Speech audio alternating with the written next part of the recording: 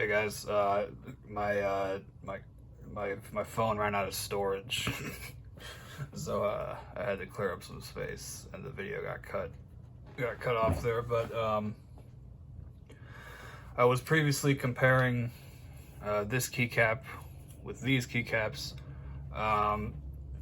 They're both very thick.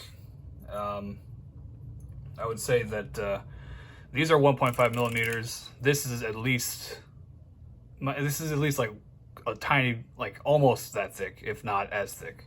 Or this might be slightly thicker, I don't know. But these are, it was very hard to tell, and it still is very hard to tell. I guess we'll try. We'll try again. Damn it. One last attempt.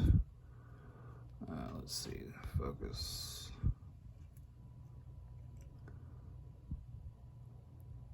Like, this is very difficult. Yeah, I don't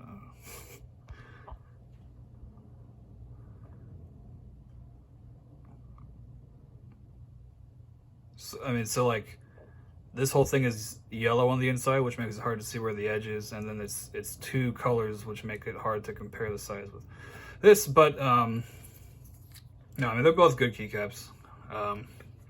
Just depends on if you like cherry profile or MT3, or just something taller. I haven't tried SA yet, but I've heard like there are people who like MT3 but don't like SA, so that's kind of weird. And SA caps are kind of expensive, so I mean they're as expensive as the rest of these caps, so I just feel like, I don't know, maybe I don't need to get any.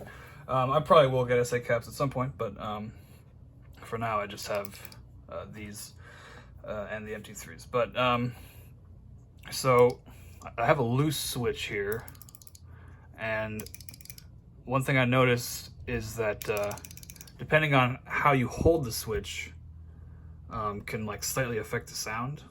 So if you hold it, both the contact leaf and the click leaf are going this way, that's fine, that's the normal switch sound. But if you turn it so that they're going this way, it like muffles the click a lot, and that is because the click is generated when, come on, when that silver leaf, you push the stem down, the silver leaf basically slams against the housing. And that's why it has that kind of plasticky tink sound. And so if you put your finger over it, it muffles it. This is completely useless information because I don't think any type of keyboard assembly would have anything making that much contact with this high up part of the switch. So that's useless information. But I think it's funny how these actually sound pretty much exactly like the real keyboard would sound with the switches in them.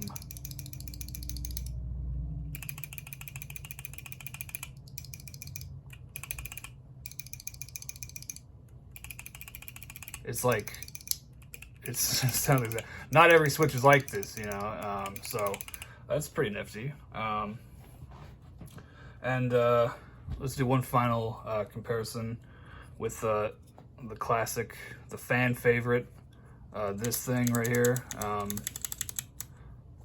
a real Blue Alps. Let's see, yeah, real Blue Alps with a real Apple. I think this is an AEK keycap. So that's what a real Blue Alps would sound like. This one's kind of dirty inside, so it's not very smooth, but that's what the sounds like, and that's obviously very different from this. Let's see if we put a keycap on it. No, I got it. It gets a little closer, actually.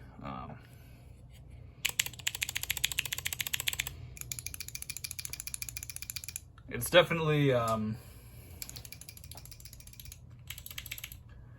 this definitely, like, I don't know, it sounds crispier, but it doesn't feel This definitely has a milder tactility than this.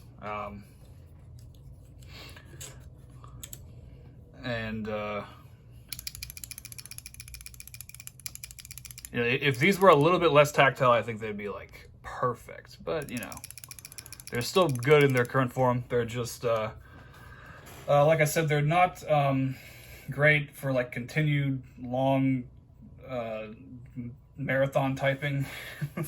They're not good for typing, you know, 8 hours a day at work. I mean, not that I type for 8 hours continuously a day at work, but you know, I'm at work for 8 hours a day. I'm typing for most of that time. I type emails and I type in, you know, numbers, invoice numbers, dollar amounts, stuff like that. Was that out of focus the whole time? No. Sorry.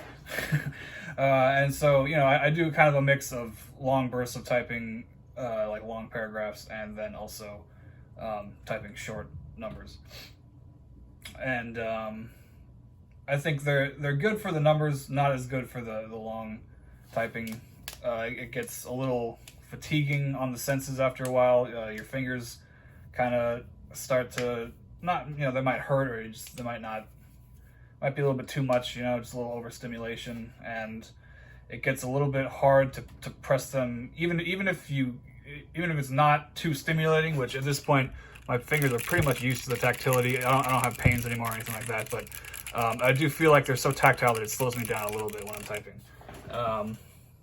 So for that reason, I probably won't use these at work very much. Also because they're just way too loud to use in an office setting or a library or school or anything. If you're around other people, even if those are keyboard people, they're probably not going to like it. Even if they don't say anything, they're probably thinking like, damn, that guy sucks. I hate that guy, actually. So I won't be using these at work anymore, but they were fun, you know.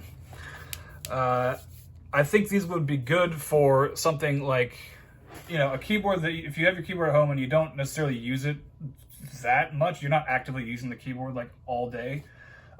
They'd be good for that, you know, like for gaming. You know, like if you're just doing WASD, that's totally fine.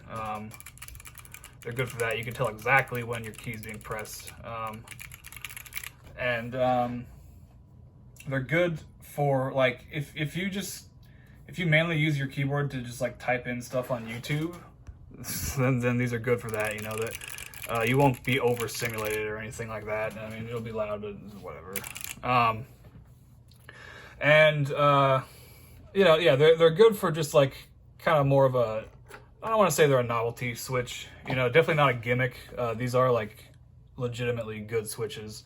They're just good for, you know, more for like showcasing stuff. If you really want to like have kind of a wow factor to your keyboard, just adding these to it is good.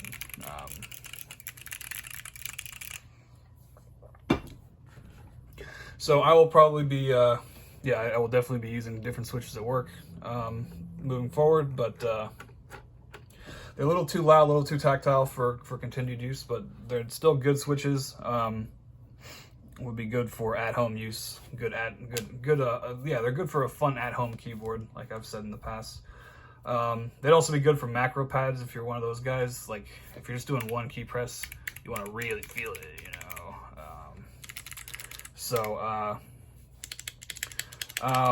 Yeah, this is probably the last video I'm going to do on the Zeal Clickiez.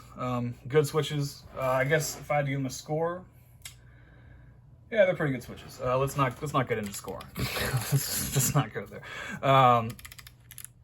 So these, if I do another video, it would be for the super ultra tactile mod, which is where you move this click leaf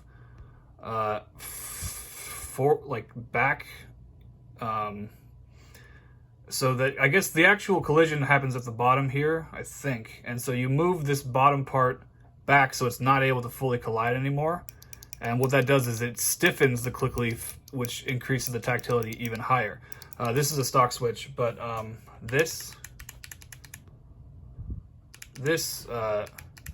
the escape key, or whatever, I guess it's the utility, but I have this as escape. I have these both as escape because I instinctually reach for this key a lot because from using 65%. So this is a super mega tactile. That's a regular. I mean, you can hear the difference. It is not, it's a little bit quieter, but it's still pretty loud. And then of course the enter key is a good one for super high tactility. It's kind of a huge pain in the ass to mod the switches like that. The leaves fall out really easily, so I don't know if I'm actually going to do that. But if I ever do, of course, I'll make a video on it. Yeah, that's about it for these. I suppose I'll give a sound test before we go. One last time, this is a Keychron Q1 with Zeal Clickiez stock, Leopold keycaps, Leopold Cherry-ish profile keycaps, SS2 keycaps, and no foam in the case, and tape modded. Let's see. All right. Nah, that's fuck.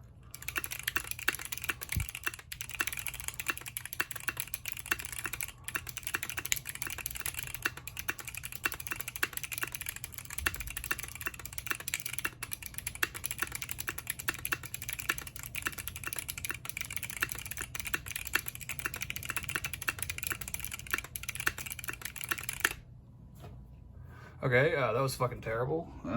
But you know, what are we gonna do? It's kind of hard to see around the phone.